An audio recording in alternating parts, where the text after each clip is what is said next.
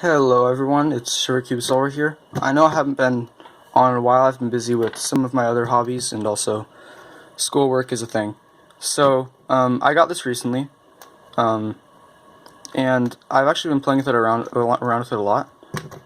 It's honestly really fun because it's fast and it's easy to solve intuitively, and it's just interesting. So I'm going to make a brief tutorial on how to solve it just for the first time ever, and I hope that it makes sense, and then I'll show just a few tips that you can probably figure out by yourself intuitively after a certain point. So the first step is to get the first layer. So if you're white, yellow, neutral, you can just find the four corners and put them like that, or like this. Then you want to go and put in these middle pieces. So you can block build while you're doing this, just like that, or you can just like if you have a piece right here that needs to go in here, you can sledgehammer it in. If you have a piece right here that needs to go in here, you can kind of do like a F2L kind of insert.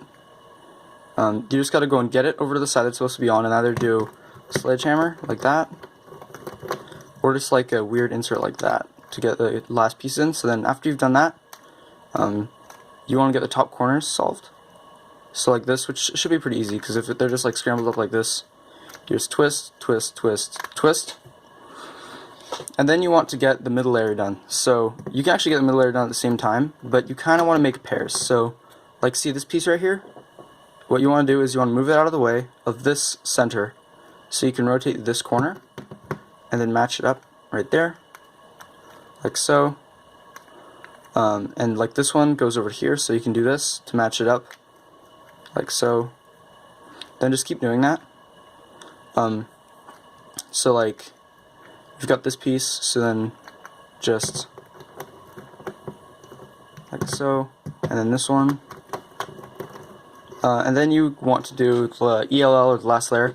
The nice thing is that if you don't get a sledgehammer case, you do a sledgehammer, and then you'll get one of these cases, so it looks like this. It looks very similar to this on a 3x3, actually, but instead of being solved like this, it's solved just by a sledgehammer. A lot like a Pyraminx. So let's go over a few things.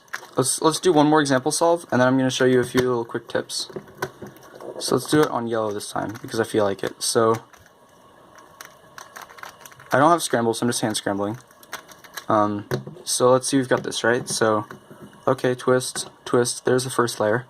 I see this piece goes to here, so then I can just insert it like so.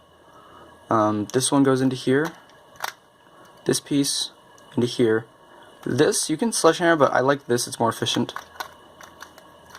And then this piece goes over to here, so then try to get it over there somehow. Just like that, and put it in. And then now you've got the bottom layer, so now let's flip the top corners up, like that. And I see this orange edge piece, so now we'll put it in. And now let me look around. There's this edge piece right here. So then let's set it up to the top layer, and set it up so we get this weird insert, because this is an insert case. And then I see this piece, and then this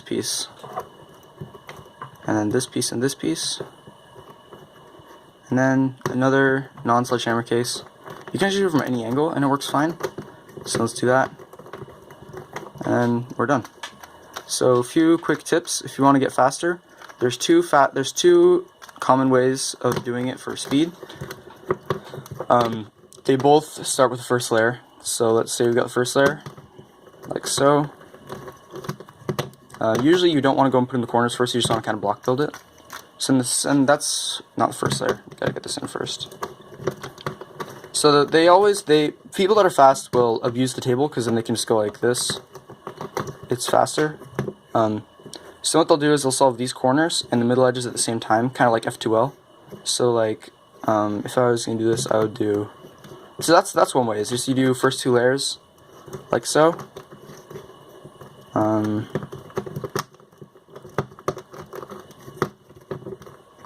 And then last layer.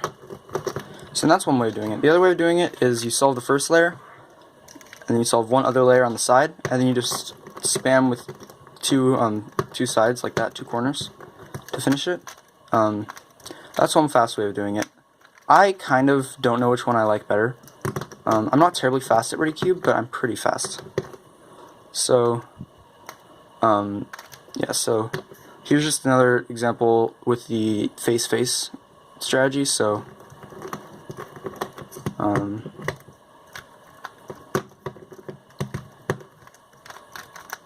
so there's one face. Let's do this face.